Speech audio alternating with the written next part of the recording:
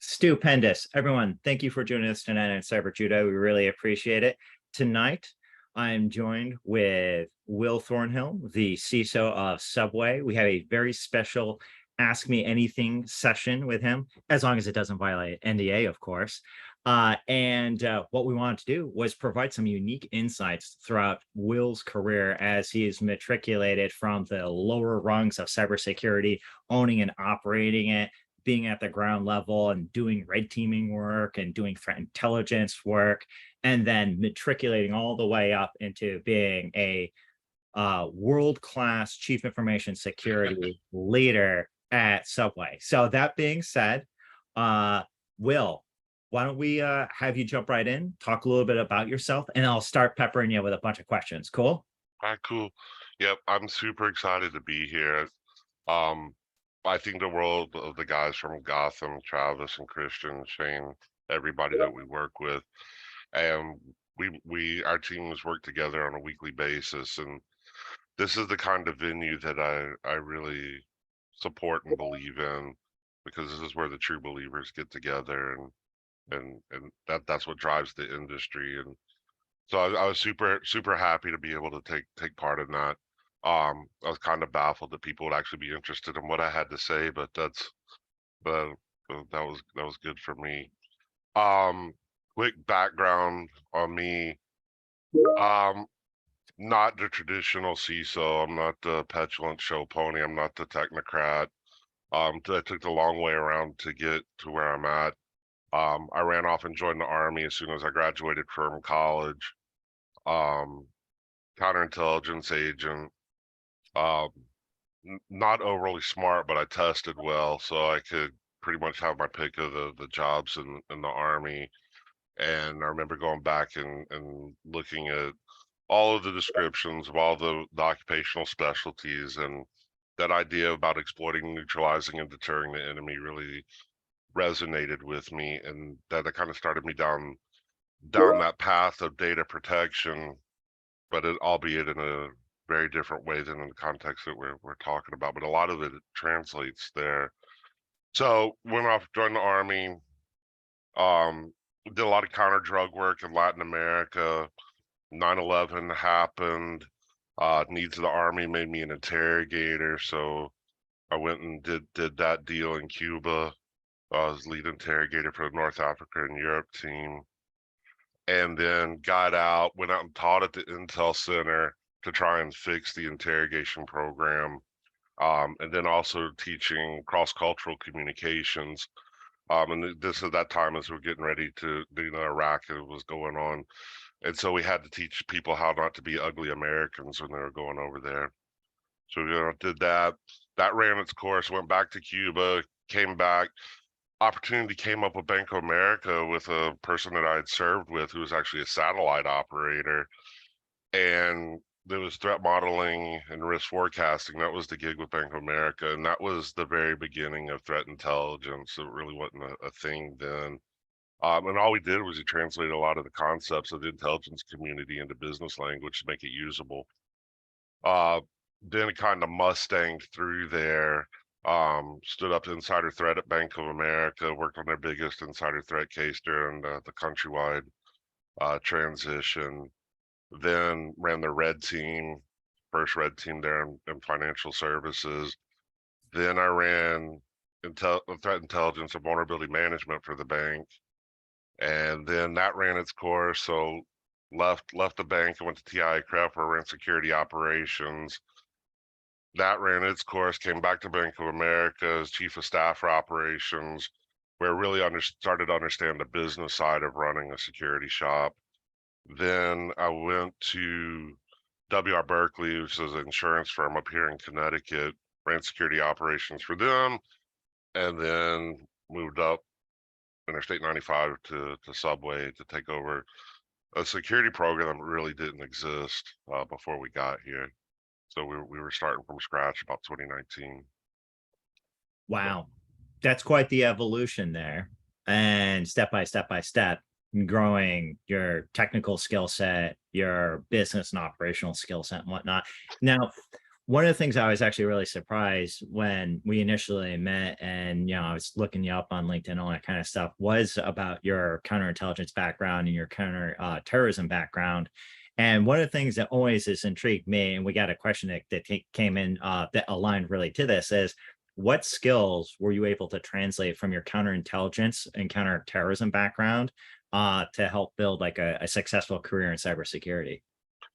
Yep. So there's two pieces to that. So the counterintelligence had, when we would go overseas, it was usually in two-person groups. So you were all by yourself in a foreign place. So you had to become very, very resourceful.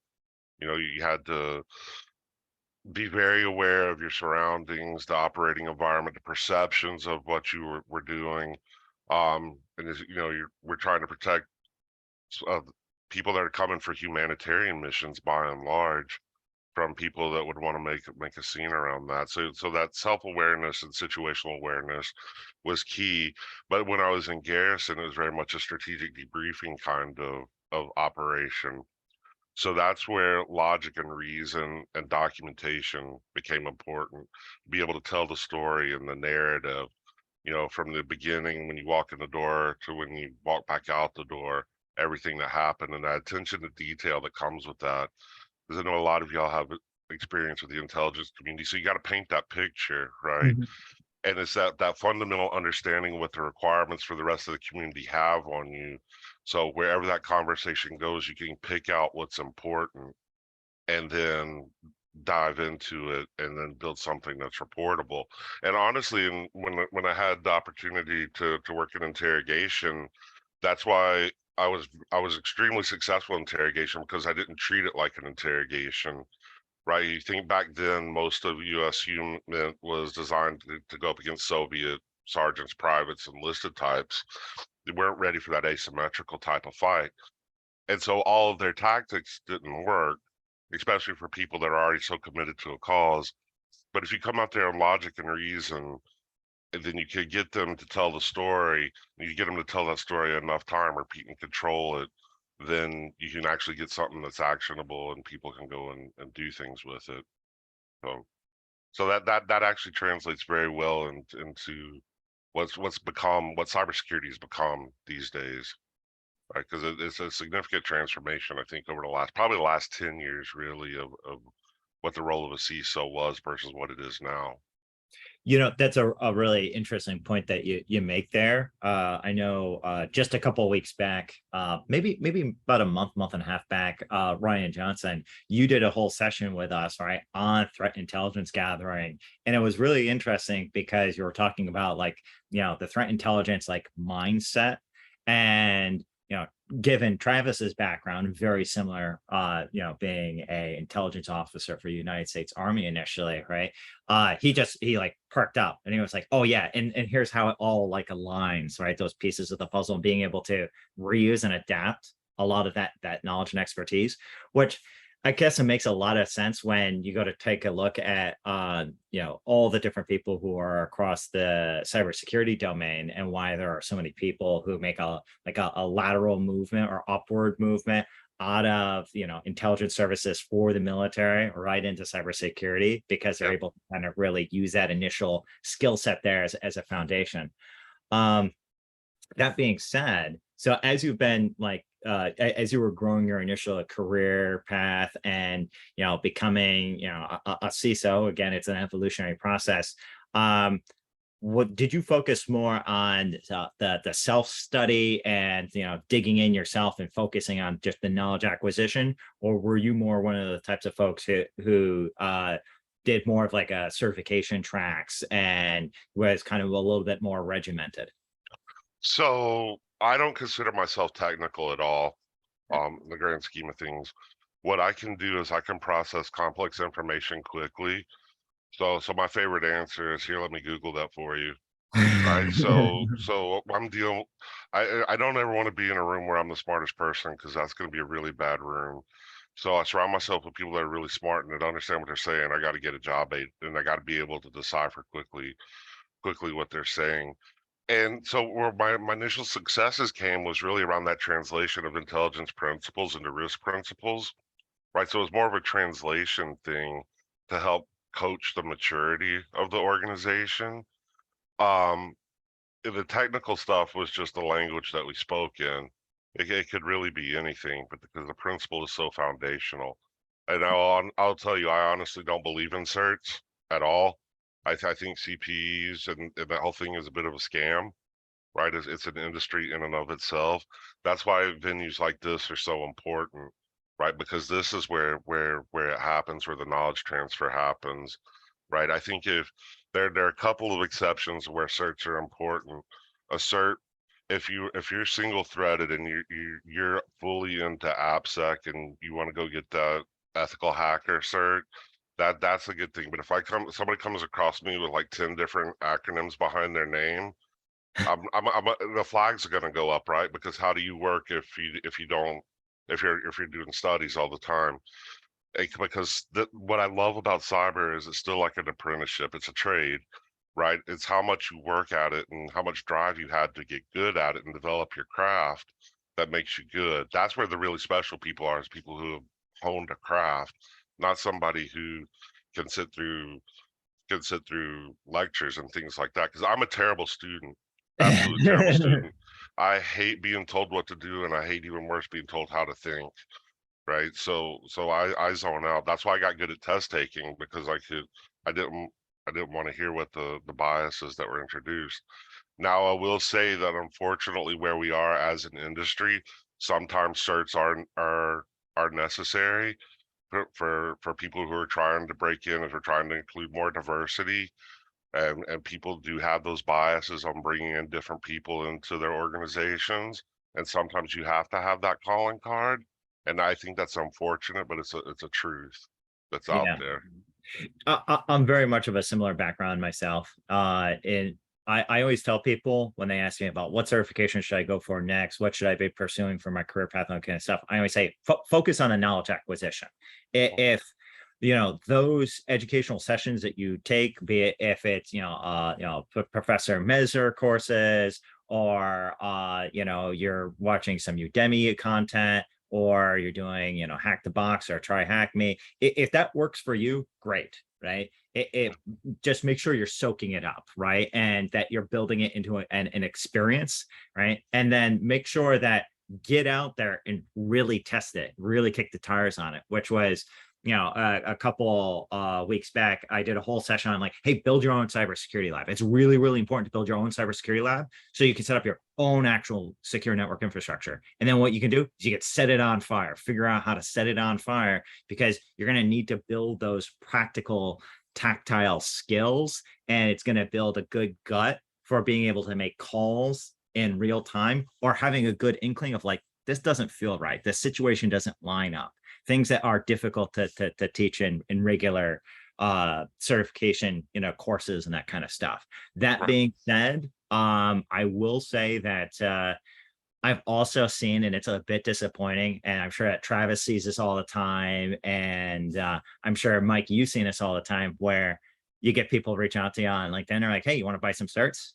Oh, all Yeah, the time. and Every it day. devalues it for everybody, and it really destroys it for everybody. So that's just another thing. So I would put it, if I was going to use an analogy on that, think about it in like auto racing.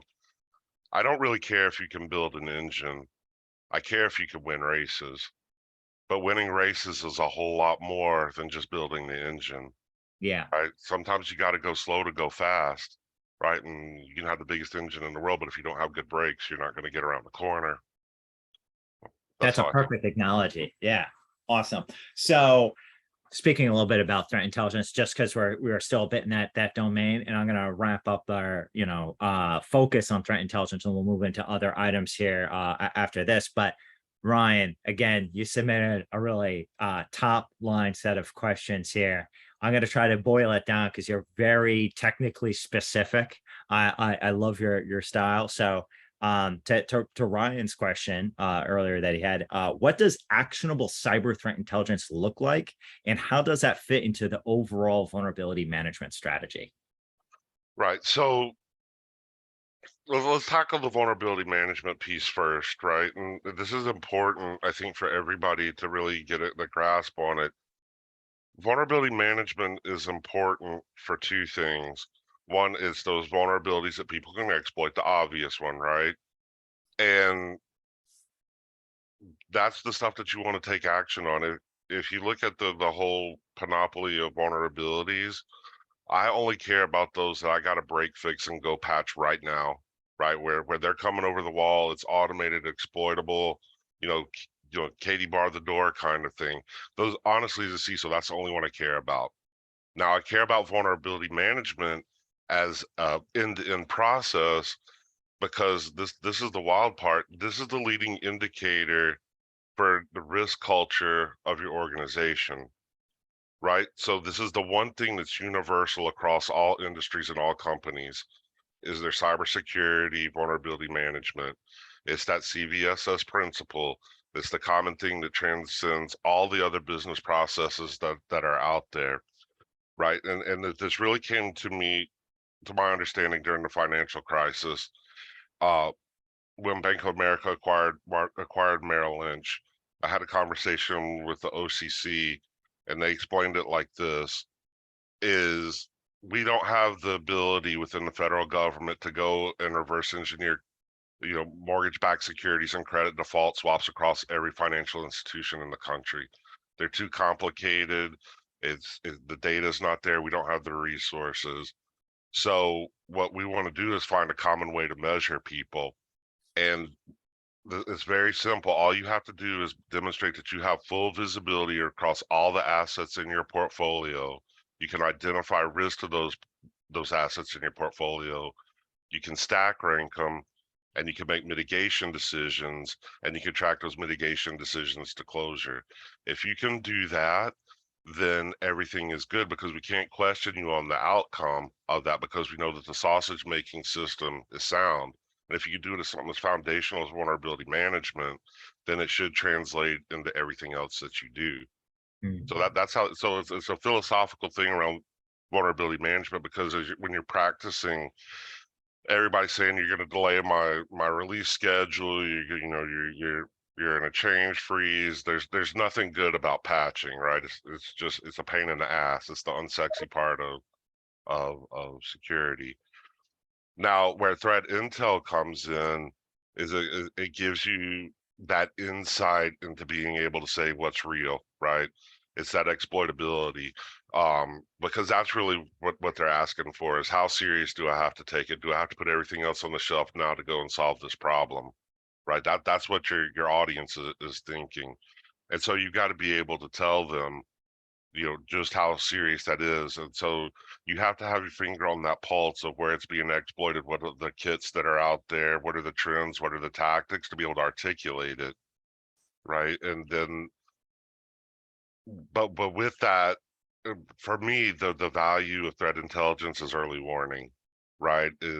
How much lead time can I get before I have to have that conversation that something's going wrong, right? So if I can backdate all that information as much as possible and slowly turn the aircraft carrier around, it's a whole lot easier than popping the handbrake on, a big huge boat like that. Right? It just doesn't work. Yeah, the point you made earlier really resonates with me about not really caring as much about the vulnerabilities, but the exploitable ones, the ones that are going to have an impact to the organization and have some fair degree of likelihood of being realized. And I'm just going to call for anyone currently here now or watching this recording later on YouTube. If there's anyone who's aspiring to be a fantastic cybersecurity engineer or pen tester, and you find yourself having to communicate about the security posture of a particular web application or some network infrastructure or some server infrastructure or cloud infrastructure, when you go to feature vulnerabilities in a report, something that's always really, really helpful is ground it back to what's exploitable. And one of the things that we've gotten in a great habit for like our team, and Travis, I'm just shout out to you because you're like always on the ball with this one here, as you're one of our lead cybersecurity engineers, is the fact of listing the CISA known exploits. So if you say, hey, I saw this vulnerability, right? And no, I wasn't able to exploit it myself, but it is a CISA known exploitable vulnerability. So there are state actors out there that are leveraging this today, even though we may not necessarily have a exploit proof of concept to leverage. That provides, I think, a lot more context for executives and CISOs or whomever you're communicating to make a risk appetite decision that's better informed rather That's than, that's yeah, that's the key. That's the key, is making that decision, right? yeah. The scary fact, if they're not coming over the wall and about to just mess everything up, as a CISO, I don't really care if they fix the vulnerability. What I care about is that we have the debate and then make a decision and make a sound decision. I don't care what they do because I can adjust whatever that they do, whatever decision that they make, right? And how do I mitigate it in another way than just resolving it through code? It's that they go through the exercise of debating it and making a decision and talking about it, and we document it. For me, the failure mode is the unknowns. If something happens that I don't know about, we haven't talked about, that's where we lose. If something does happen that we know about and we made a decision not to do something, that's defendable. I can't defend against unknown. That that's huge. Yeah, and so to that, given your role, organize risk isn't just measured to very specific assets or even specific locality groups or just a web application, right? It's having to understand the entire organization, risk posture, how those puzzle pieces fit together.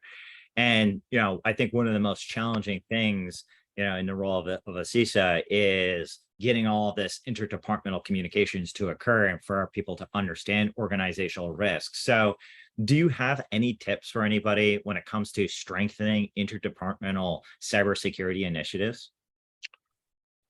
So I think we're going through a trend right now where you're seeing the decentralization of risk, right? There was a period for probably like the last 7 or 8 years where you started seeing everything coalesce into enterprise risk functions, where there's a path from the CISO up to some kind of audit committee, CEO, board level.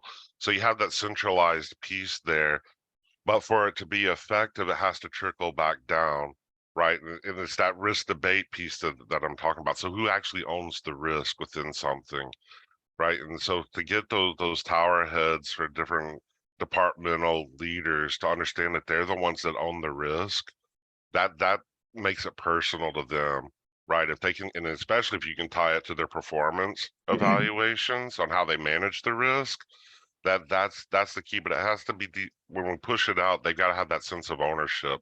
If they don't want to own it, there's nothing you could ever do that's going to make it work, right? And that's why culture is so important to how this is successful. Jessica, who works with us, is on the call tonight, she talks about this all the time.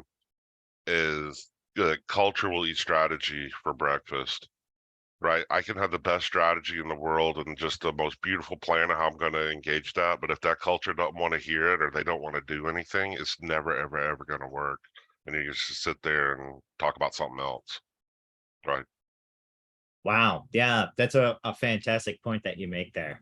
That the culture really needs to exist, the impetus and the motivation for people to wanting to be engaged. And then after that point, building the strategy to line the rest of the pieces up.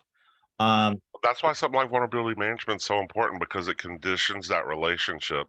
If we can do it as something as simple as Microsoft Tuesday, then we should be able to build on that to deal with more complex issues, more strategic issues. Right? But they have to be able to think in those terms. All right. so to the note that you were just making earlier about culture being such an important keystone factor to not just a cybersecurity program, right? But really, the organization feeling, everybody in the organization feeling like cybersecurity is part of their job, right?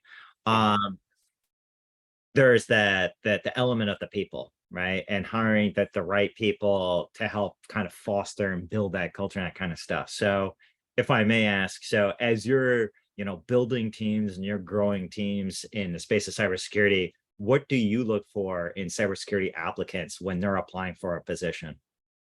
Yep. So I'm fortunate where I'm at right now because we have a very small team, but I would say that it is pound for pound the strongest team. that I've ever worked with, and I've worked with big ones that are several hundred people. You know, Bank of America was extraordinarily large on the operations, and you had a lot of dead weight.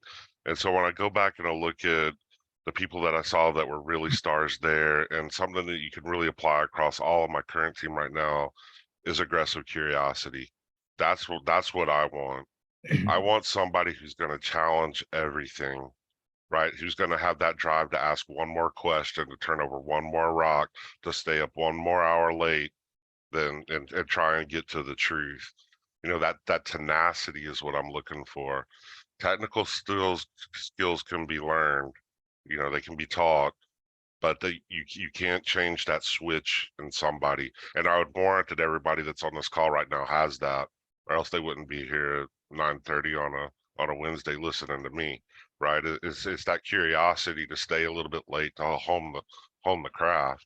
That's the number one thing that I look for, right? And it's not as like the silly stupid red team question of how many ways would you unscrew a light bulb. I hate that kind of question. I want somebody who's going to challenge my assumptions, right? Because it's healthy for me, because I'll tell you that being the CISO is extraordinarily lonely, and it's extraordinarily easy to be in an echo chamber. So you have to have people that are always poking holes into what you're saying, because it makes your defenses better, right? For me, I use that to have confidence in what I'm saying, to be able to prepare for any different kinds of arguments, right? I don't take it personal, because it's not questioning my beliefs and those kinds of things. It's trying to build strength in my logic. And so that's what I look for people is that people that have that drive and that curiosity, and it becomes a perpetual motion machine too. Those people that are really, really driven like that, they don't need a whole lot of direction. I can kind of just point them off and where they need to go, and I don't have to tell them how to do it. They're gonna figure it out on their own. I'll just tell them where I want to go. And for those people that are really mature, they'll tell me where I want to go and how I'm going to get there already. And that's what creates what's the most valuable thing for a cyber person, is to create capacity for the next higher leadership. And that's honestly how I Mustang through Bank of America. Is I found the niche, and I created the capacity for my manager and for his manager. And once you create that capacity, they get a dependency on you. And when they get a dependency on you, you got a seat at the table. When you got a seat at the table, you got a voice. And then when that voice happens, then you get a reputation, and then your career takes off. It's really that simple. Wow. It's a really good note you make, by the way, about being challenged. That was a huge part of like our organization's culture, is us having an open environment where it's like, hey, it's all right to challenge one another and say where, hey, it's like, hey, I think you might be actually wrong about that. Hey, take a look at it this way, or like, hey, take a look at this one. Hey, like, I know we've been doing it this way, and that's fine and all, but take a look at it this way. This is kind of cool, isn't it? And so many times I've seen in other organizations where you come in from a technology or cybersecurity standpoint, and you're like, why is everybody doing it this way? And they're just like, well, because we were just told to do it. And this is how we've always done it. Then nobody challenges it, right? And so it doesn't create, again, that incentive for people to make things better, right? Make it a little bit easier, less stressful, build that, what you were just talking about, of making it easier for, managers, for the business leadership team to be able to make better decisions based off of data that's like well informed. But that process of challenging one another, I always like to use the analogy. It's like, you can't build strong muscles unless those muscles go through resistance, like progressive Mhm. overload. And the Yeah. same thing, I think, to your point of, it's good to have a healthy relationship with your manager. Obviously, you always got to be professional about it, but providing them feedback, I think, will, if they're a good leader, they'll yearn for that and they'll appreciate that you're making them stronger, right? And they'll return that in the investment of time and resources, and being able to mentor you, if you're, just starting out your career. So Yep. that's a really great note you made there. Um, to that, you were talking about, you know, Subway's team is a lean, mean cybersecurity team, highly efficient compared to some other organizations that we work for, which are really staffed up. And a frequent question that I get amongst a lot of my customers, and I have customers that range from multi-billion-dollar insurance companies and global banks and global internet service providers, all the way down to these small mom and pop shops of 5 individuals or small hedge funds that maybe have less than like $100 million of assets under management. A question I get all the time is, how do you know if your security team is too large or too small based on the organization's market vertical or employee count? But I think to that question, you're probably going to get to the point of you have to measure it some other way. It's not by the count of people, right? So how do you best measure if the cybersecurity team needs to grow, is perhaps too small, or if it's too fat? Like, what are some of the metrics that you use? Right. So the textbook answer is I go to Gartner and you leverage whatever their latest survey response is, right? So what's the appropriate size based on that versus your budget as some kind of percentage of your IT budget, right? That's the easy benchmark to do that. But where I really make the decision, and it's important because especially in just what we talked about, is when the people that work for you have a trust enough in you to say that they've reached their maximum capacity, right? Because I don't micromanage, so I depend very heavily on them to be able to have that candid conversation with me. It's like, hey, I'm maxed out, because I will tell you straight up, I'm gonna ask until you say no, because I'm assuming you got more in the tank, and I will ask and ask and ask and ask, and I don't sleep a whole lot, right? So I'll ask all the time, and you typically expect quick responses too, right? Because that's the thing that I value a lot is speed of response. So if somebody doesn't tell me that they're reaching their capacity, then I'm not really going to look at it too hard. But you have to look at the capacity of what we're doing, right? There's a gearing ratio. How many widgets can you make in a given week, and then what's the workload? But being in a place that's as small as Subway, you have to be very well aware of what's good enough, right? What can you pause and stop, right? What's okay to put on the shelf and what's good enough to, or it's okay to push it down the road, right? So you have to be able to prioritize. You can't go out there and say, I'm going to solve everything, as much as I would like to, because that's just the operator mentality. I mean, it's just to go fix everything.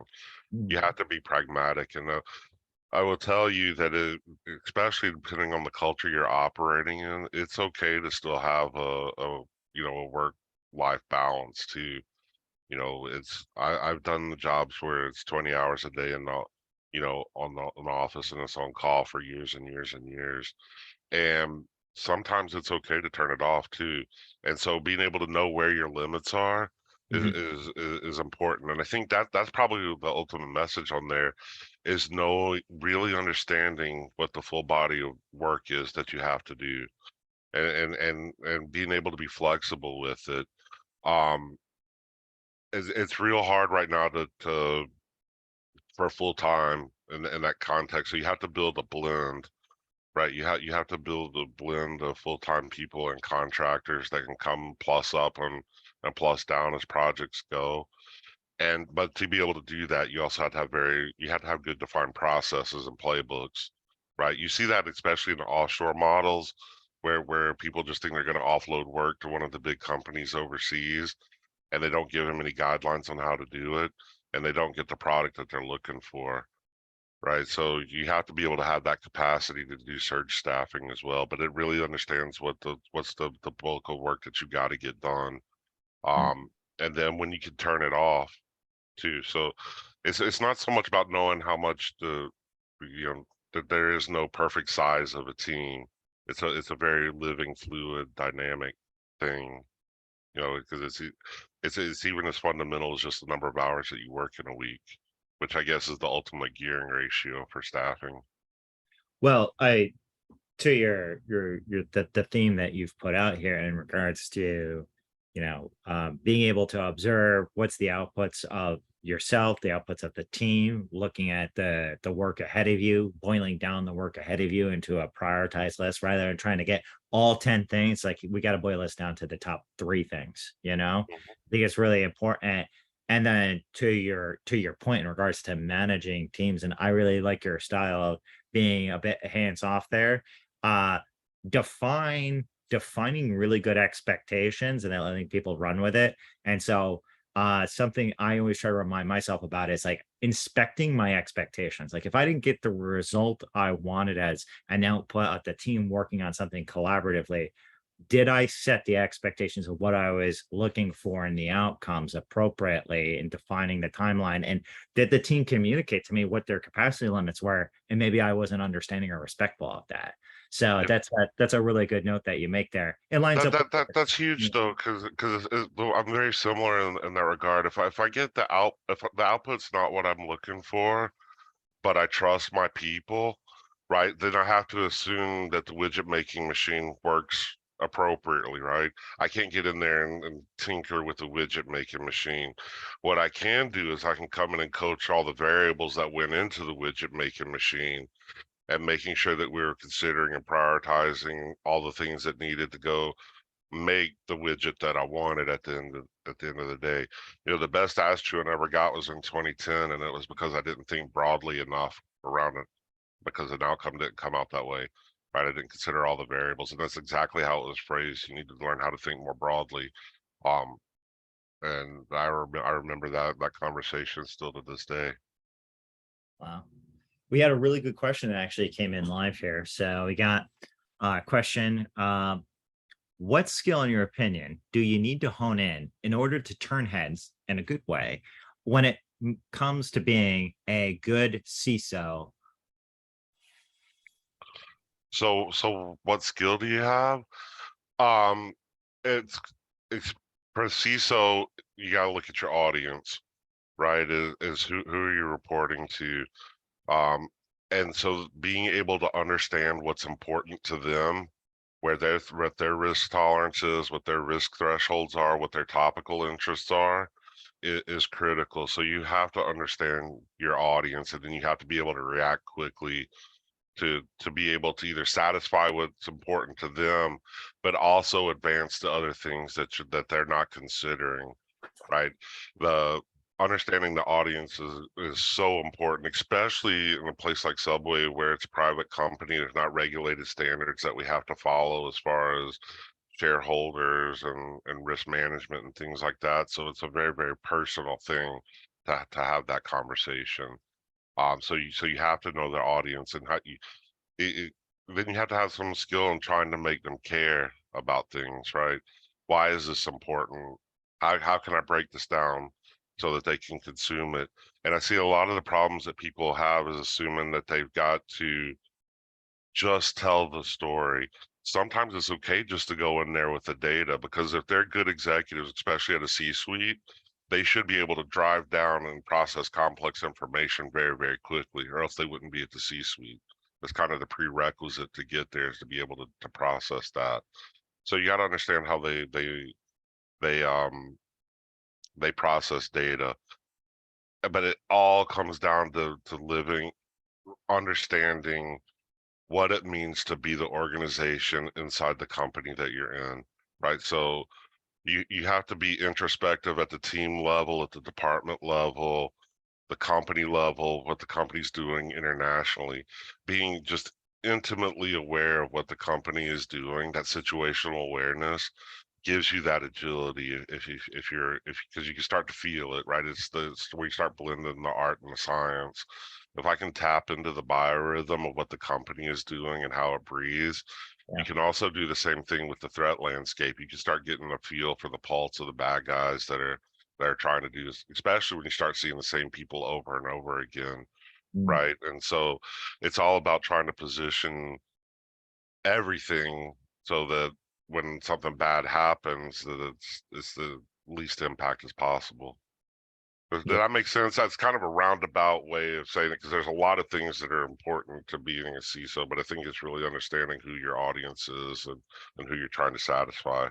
I think that's a fantastic no, actually. So So when we train a lot of our cybersecurity engineers in pen testing, the first thing is like yeah, technical skills aren't really really important and whatnot, but we have a saying around here, which is like hacking is the easy part. It's the communicating what comes of it and what are the next steps and what's the roadmap, what's the practical impact to the organization. That's the more challenging part for a lot of cybersecurity firms and what you need to be good at. And so I wrote like this huge guide on like pen testing prerequisites and like know who you're talking to, and everyone knows like those different like personality maps. It's like, are they an analytical thinker, or are they an emotional thinker? Like, do they need to feel like they need to be guided across everything? I think that, to your point, right, knowing the audience, knowing their personality type, and then what their position is, particularly C-suite people. A lot of engineers, when they get the opportunity of talking to leadership, they'll talk at leadership as if leadership knows the technical cybersecurity jargon, as if this, leadership, for a lack of better terminology, really gives a damn that there is a vulnerability or a weakness. At the end of the day, they try to boil all that data down to your point, right? Of okay, how does that impact the organization's top line and bottom line? And then some of the adjacent attributes that are associated with the top line and the bottom line, like brand management, you Mhm. know, and I think relating the elements of cybersecurity back to that really helps build that culture that you were talking about earlier, right? Yep. So on that end, it's also the inverse of that too. You got to know yourself, your own personality, right? So like Myers-Briggs, I'm an INFJ. So I'm off the chart introverted. I'm probably gonna have to take a day off after just talking because I'm gonna be exhausted after this. Plus, it's past my bedtime. But I'm I do it all by feel, and I have very strong judgy opinions, right? So that's a hard thing for the people that work for me. If I'm doing everything by feel and just sensing it and being agile and 100% situational awareness, Mhm. I will assume that people get to the same logical conclusion that I achieved without talking about it at all because I'm an introvert and don't want to talk. So when people aren't to the conclusion that I want to them, I get frustrated because I say, why didn't y'all follow along? How come y'all aren't seeing the same thing? Right. And then that's assuming that everybody has access to the jacked up stuff inside my head and the way that it works. Right. But I have to be constantly aware of that, and I have to actually give myself toll gates when I'm putting together presentations or materials to make sure that I'm just not making a big, huge leap Mm. of faith to a conclusion, or I'm not being overly judgy with a conclusion. I'm not putting adjectives like this is jacked up or this is really awesome. I try and write without any adjectives at all, right? So nothing that is good is bad. It just is, right? If I can just say it just is, then I can get them to think, and then they can make their own determination. If you take adjectives out of the way that you talk, it drives the risk conversation. It's one of the tricks of doing this is getting rid of adjectives. That's a really great point you make there. When you get rid of the adjectives, it helps get rid of the bias, but also just the perception of exaggeration and bias, which it helps communicate better to people, right? They feel like it's not like you're blowing something out of proportion, per se. So Right, and this is how you get cooperation, right? And the same thing is whether you're recruiting a spy or interrogating a terrorist or talking to a CTO. If you can get them to come to the conclusion in their own head, then they're automatically bought into what you're talking about. They have that sense of ownership deep down, and that's where cooperation comes from and compliance comes from, is that sense of ownership, like we talked about at the beginning on the interdepartmental stuff. mm. So we're good ways into this AMA here. So obviously, I got to throw you a curveball just to have a little bit of fun. Yep. So one of the questions that we legitimately had come in was, "What's your favorite Subway sandwich?" Honestly, it's hard to eat them because they're there all the time and you smell it all the time. Especially when they start making the cookies, right? It's like being at the mall in Christmas time when they start pumping the stuff in there. Um, but for me, it's the BLT with the double bacon because I have zero regard for my cholesterol level, as my doctor told me today.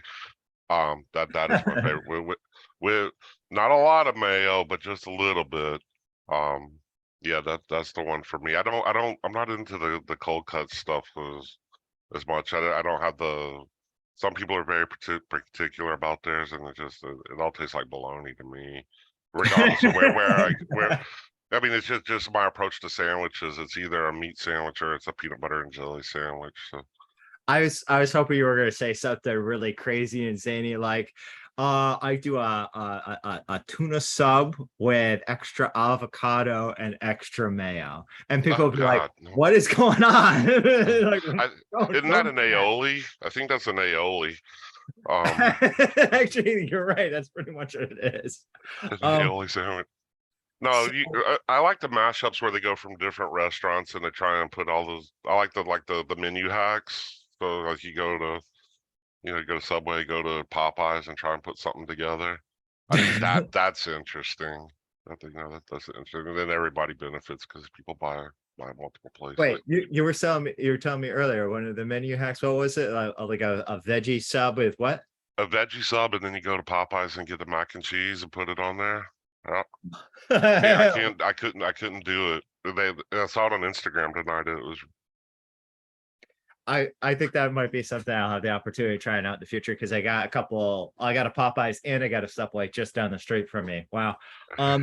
So right now, there's a lot of talk about AI, particularly these large language models being leveraged, like GPT-4 and all that kind of stuff, and Chat GPT. And we even did like this must have been, I think I did like 2 months ago, a whole session on Cyber Judo talking about Chat GPT, and we were like sitting down and we were like using Chat GPT to like build exploits for us. Like, okay, can you build me a reverse shell in Ruby that's going to run on this system architecture for me Yeah. on port, 99999, and there you go. It would lay it out there, and I was like, wow, wait, that's really impressive.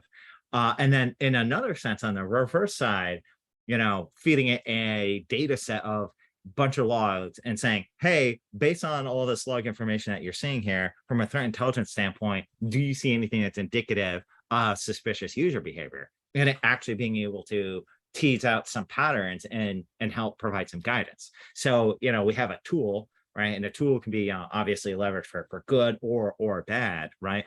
But in that regard, what cybersecurity trends do you see evolving over the next few years? And of those trends, what scares you the most? So the thing that scares me the most is people stop caring, Oh, right? That's what scares me the most is that people don't care, right? You see this with the whole debate around TikTok here recently. You've got GDPR, you've got CCPA, whatever they call it these days. Everybody's got a privacy law. But then when they're talking about TikTok, I see all these interviews with kids and posts from kids say, I don't care if they have my information. If people don't care about the information, then why do we have to protect it? Right. So that's an existential question that we have to figure out is what are we actually trying to protect? Right. And why are we trying to protect it? Is it for some greater good? Or is it because government says we have to? That's important. And if people stop caring, then it becomes really, really hard to put in the hours to go and protect it. I'm all about working 80-hour weeks if it's something valuable that we're trying to protect, right? One of the things that we talk about in the team all the time is we're not saving lives here, right? We're not curing cancer. I stole that one from Jessica also, but it's true, right? Is it because it does a very much a um direct correlation on how your level of effort that you put to it and how much that sacrifice can you ask somebody to go and protect it. Now, so that's what really scares me is people stop caring. Now, the things that I see that is going to be a problem is just I like that you let off with the AI because AI, you see it in probably the last 6 weeks is supplanted zero trust as the buzzword. So I'm waiting to hear about how AI is going to go and do like email malware scanning for me or some ridiculous claim like that. You know, I mean, 'cause I'm sure y'all saw it. Zero trust is being sold by everybody as we're all going to get to zero trust by buying this thing. AI is going to do the same thing, but I think this is more insidious than that because zero trust doesn't inform on staffing and skill sets. The AI, I could very easily see big companies like Microsoft, which actually did say this in their Copilot releases, that you don't really need a security staff if you got AI, right? You don't need smart people. You can just punch it in the machine that's going to tell you what to do. And that's a very, very dangerous thing, until we figure out how we're going to handle AI in general, and how do you put ethics and controls on it, and where does the role of the human versus the role of the machine. Those are things that got to be established and codified before people make business decisions like that. Yeah. One of the things that kind of really eats at me and has been like just this itch at the back of my skull is we had this huge problem right now with people being able to identify, truth, right? And the bending and twisting and the exaggeration of truth. And there's no different levels of truth. It's like, you can have an entire scene, and then, and you crop down the photo of that scene just a certain way, you can really bend the truth into a way where, it's like manipulating statistics and figures, right? To say, hey, look, here's a pattern and we should go do this thing. And so when it comes to AI now and using things like ChatGPT, it now allows people to masquerade as if they're an expert, right? They could take a particular topic, they could search it, they can ask a question of ChatGPT or some other large language model, and that large language model is going to return back a set of answers. And the thing is by the way, those answers are not necessarily correct. A lot of times they're incorrect. Right. A lot of times it takes something and it boils it down or waters it down way too much, or it doesn't have enough context to really provide an informed answer. But the person at the other side of the keyboard doesn't know that, because it's kind of like that, the paradigm of, when you're so naive, you actually think that you know something. There's going to be a lot of those people leveraging it and then masquerading across the internet, masquerading as, cybersecurity and technology influencers, saying, go do this and go do that. And that doesn't make actual sense, though. Right. That's one of the elements that is always been scratching at the back of my mind, to your point of like Microsoft saying, hey, Copilot's going to be able to replace like all your security staff or a good amount. Really, though? Right. Really? And, the opportunity, like, at least I've, had of playing with a lot of these. I mean, just today I was trying to use the Chat GPT, or actually GPT-4 that's built into the Bing search. And, I was just trying to search some like, hey, here are 4 companies.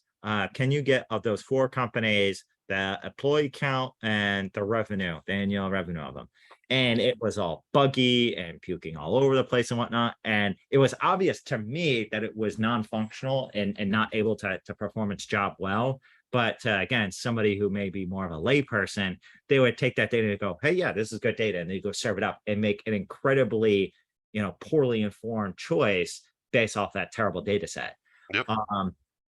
But your initial worry about apathy, essentially, that actually really I was surprised by. I don't think I've ever said, I don't think I've ever heard anyone say their greatest fear is essentially the apathy where nobody gives a damn about cybersecurity.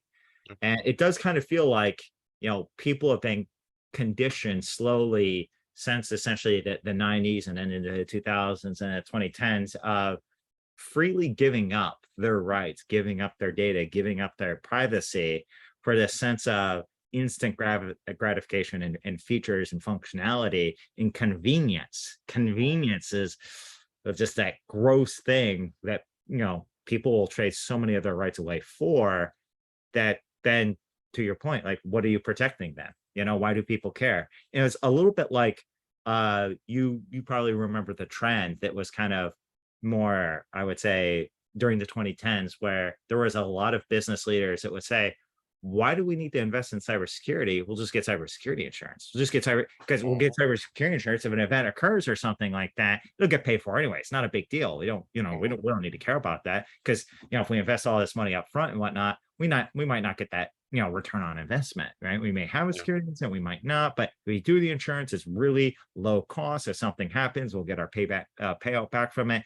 And then now we look at, the second tier, and the third tier or second order and third order of effects. Now it's almost impossible for a lot of organizations to get a cybersecurity policy at a decent rate, you know? Mhm. Um, to that when that pattern of apathy with the cybersecurity insurance is that something that you're also seeing amongst like leadership, not just users, So, not so specifically at Subway, but generally like across the domain of organizations? Do you feel like leadership might be becoming more apathetic, or are they starting to get more attuned to cybersecurity? that's a complicated one. But before we leave the AI thing, I wanted to make a Yeah. point that there was the. Do you know how there's two ways to beat a polygraph? Do you know what those are? The first one is to tell the truth, but the second one is to believe the lie. If you believe the lie, fundamentally down, I mean, you're a sociopath, but you still pass the test, right? So that proves your point of everything you said. Is if you believe the lie, you still look good, but it's still a lie. And Yeah, when people are leveraging things like Chat GPT to get answers, they believe the lie. They have no clue of how really diluted they might be. Wow, that's quite crazy. yep. So that But being said, on that piece though, around people taking it serious, we're in a very interesting time right now in cyber where the government is forcing people to care in a way that they haven't forced them to care before. So you go back and you look at the criminal charges against the former CISO of Uber, right? That set tone. The Delaware court just in January made a filing or ruling that officers in a company can be held liable. It's not just directors for not actioning risk. Um, the Dish Network just a couple of days ago got a class action lawsuit for securities fraud for overstating their operations versus the cybersecurity deficiencies. Right? It's so that personal liability piece is coming, and that's an interesting juxtaposition because you're going to have people that are in influential corporate positions that also now have personal responsibility, very similar to the way that it was for fiduciary after Enron and Sarbanes-Oxley and all of that. But the population doesn't care, right? And that's the thing that you have to remember because we're in the privacy era, but we're in the privacy era because it's a government regulation. By the time the government comes around to put together a regulation, you already know you're fighting the last war, right? They're going to regulate the thing. They're going to regulate the past. They're not going to regulate the future, right? So the AI or whatever they're going to regulate next is going to have to run its course before we see AI regulation. so we're just about getting on time here. And there's been a lot of great topics that you've hit on. And particularly when it comes to kind of some tips for folks who are either new CISOs starting out or CISOs trying to build their skill set where they can leverage it for larger, more complex organizations, that kind of stuff. And one of the questions we had come in was, what are your top 3 tips for new CISOs starting out? And just me remembering all the things we're kind of going back and forth on. One of the big elements was know your audience and focus on your audience. What Mhm. would you say are the 2 other big takeaways or tips for folks? All right, so the first one is two sides to the same coin, right? It's question everything, don't trust anybody, right? So you got to ask and you got to be skeptical. People they're hardwired to not tell the complete and total truth every time. So it's an iterative process, and you got to be patient with it. So that's the first one. Second one is document everything. Have a paper trail. Have your processes documented. If it's not documented, it doesn't exist. Right? That's a fundamental truth. And then the third one is the variation on what we talked about is don't force it. You can't force it. You gotta be agile. You gotta find the niche. You gotta find the pulse. and you got to kind of make it feel like it's happening organically. You can't just go drop in this cybersecurity framework on a company and expect them to react to it, right? You got to figure out those places where you can implement it now and quick, and then those things are going to take more time. So those are the three. Stupendous. Wow. Well, Will, thank you so much for being a true leader. And beyond that, spreading your insight and being passionate about it, trying to help educate and upskill people in cybersecurity and technology, especially to your point of a lot of this is going to be an apprenticeship, right? And it's really up to folks like yourself and like the folks on our team and so many other fantastic people here where the reach out to not just having a mentor, but also having mentees, I think is really, really important. So thank you again for sharing all this insight. Thank you for your time. Really appreciate it. Looking forward to chit-chatting more here on Cyber Judo in the future. Team, actually, Will, do you have any closing items you want to hit on before we let everybody go? No, just thank y'all for having me. I love what you guys are doing on a daily basis, and I really love what you guys are doing here after hours. I think this is how our field is going to survive, and this is that grassroots movement that is so critical to making it work. Right? It's bigger than I think maybe y'all realize what y'all are doing here. So I'm just happy to be here, and I'm happy to stay up past 10 o'clock on a Wednesday. So 3 Hell o'clock's gonna get here real early. yeah. Well, thanks, man. That really warms the cockles of my heart. That really helps motivate us to continue to do this and drive the engine along and providing insight to people. So that being said, team, everyone, thank you so much for your time tonight. We really appreciate it. We look forward to catching up more next Wednesday night. Have a good night now. Bye. See y'all. Take care, guys.